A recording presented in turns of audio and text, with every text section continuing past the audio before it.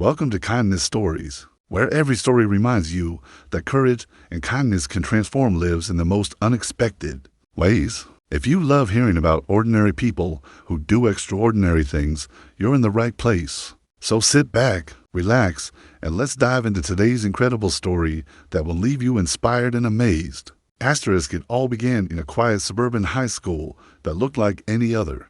The walls were painted in faded pastel colors, the hallways echoed with the chatter of students, and the smell of cafeteria food always lingered in the air. Among the hundreds of students and staff walking through its doors every day was a young teacher named Emma Collins. Emma was just 24 years old when she got her first teaching job at Riverview High, fresh out of college, full of energy, and driven by the dream to make a difference. She had always believed that teaching was not just about books and exams. It was about shaping young minds, helping them see their potential, and guiding them to be a better human being. Her first few months at Riverview were not easy. She taught English literature to sophomore and junior classes, trying to instill a love for poetry and classic novels in teenagers who preferred scrolling through their phones. But Emma's enthusiasm was infectious. She spent hours preparing her lessons, stayed back after school to help struggling students, and even started a book club to make reading fun. It didn't take long for Emma to become a favorite among many students. They admired her patience, her humor, and the way she listened without judgment. But where there is light, shadows often lurk nearby. In the corners of that high school, a group of students who called themselves the Vipers watched Emma with a different kind of interest.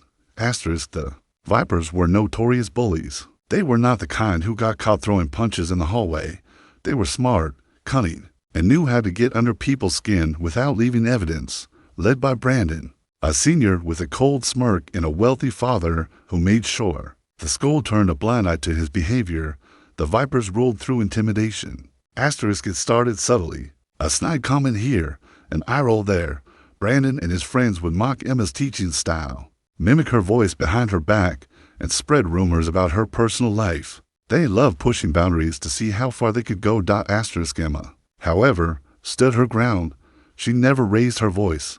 Instead, she handled their comments with calm, refusing to give them the reaction they craved. The more she ignored them, the more they felt challenged, and in their twisted minds, they convinced themselves that they needed to teach her a lesson.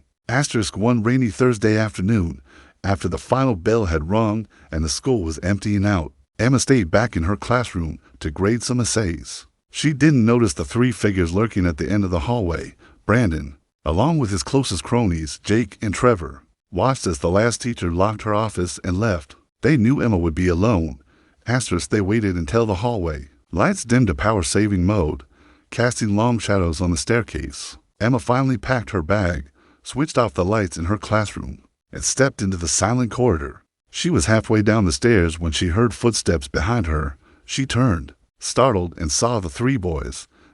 Before she could speak, Brandon smirked and said, "Leaving so soon, Miss Collins? Don't you want to have a chat?" Emma's heart raced, but she kept her voice steady. "It's late, boys. You should head home."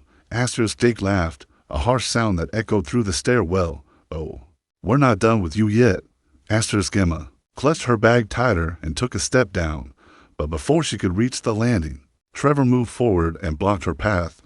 In that split second, Brandon gave her a shove. Emma stumbled backward, her feet slipping on the wet stair, and she fell hard. Pain shot through her back as she tumbled down a few steps, landing with a sickening thud. The boys stood at the top, laughing. "Oops," Brandon called out mockingly. "Watch your step, teach." Emma lay there for a moment, gasping for air, her mind spinning.